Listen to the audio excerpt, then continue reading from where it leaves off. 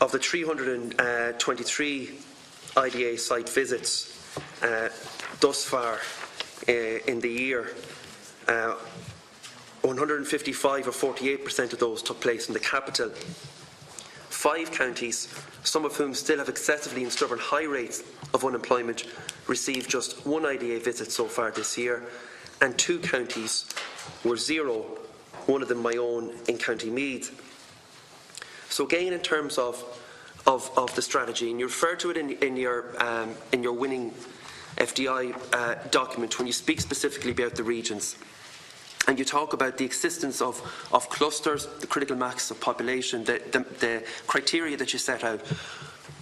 The big thing for major centres of provincial towns outside it is a thing of actually creating the clusters in the first instance.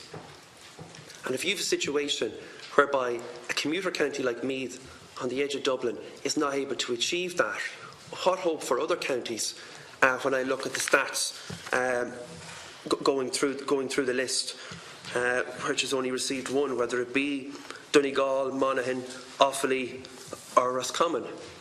And you mentioned the wins that have been achieved in 2016.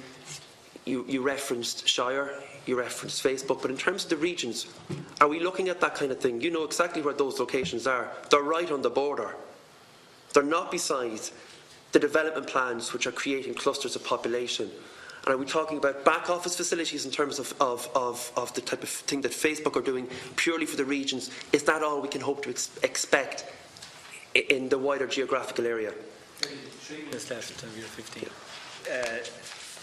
Deputy, I mean, this is the single biggest challenge that IDA faces, but this is the single biggest challenge that Ireland faces in terms of trying to achieve balanced regional development.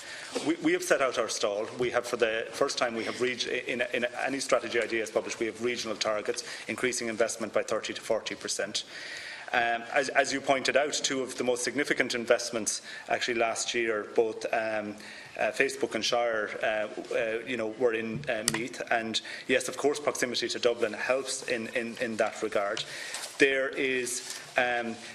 In that regard, I suppose site visits tell a part of the story. They don't tell the whole story, in the sense of, you could have 1 site visit to Meath and it could be the right site visit. We had a situation last year where I think 1 county received 1 site visit, but it had 3 investments. So, it's part of the story.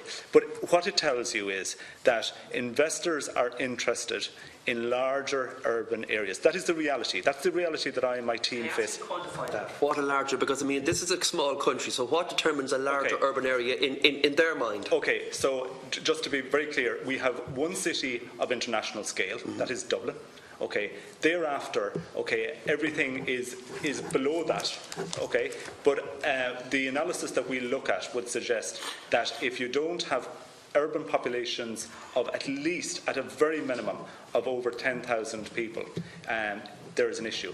And we're putting this in an international context where we are competing for investment with cities like Shanghai, which has a population of 23 million, Beijing, which has a population of 19 million. There are 35 urban areas in Europe with over 1 million people, 50 in the US. That is the reality of the situation. So what our strategy is to try to build clusters in the urban areas that we already have. Having a population isn't sufficient.